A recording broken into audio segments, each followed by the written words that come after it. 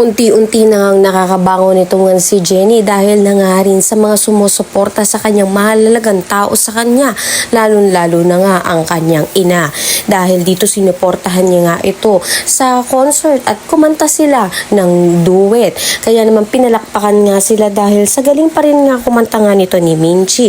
Ganito rin naman ang anak nga nito na si Jenny. Sa kabilang banda naman nga ay humingi naman ng tawa dito nga si JC kay Megan sa ginawa nito sa kanya at patuloy nga niyang sinusuyo nga ito dahil pinapatunayan nga niya ang tunay na pagmamahal niya nga rito at hindi naman titigil nga ito nga si Nate kay Jenny upang mas palakasin pa ang loob nga nito at sumubok pa upang sa gayon nga ay makuha nga muli nito ang simpatya ng mga tao.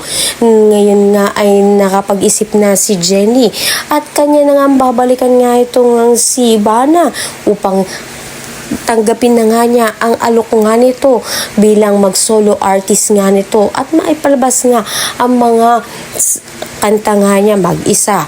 Dito nga hindi inaasahan, darating nga ang lalaki na tutulong nga sa kanya, ang asawa nga nito ni Ivana na isang producer na maaaring magpaangat na nga sa kanila. Subalit pakatutukan nga natin ang tunay na pagkatao nga nito ni Frederick dahil makikita niya nga itong si Dara na kung saan may nakaraan nga sila. Ang lahat na yan abangan natin. Maraming salamat sa iyong panonood.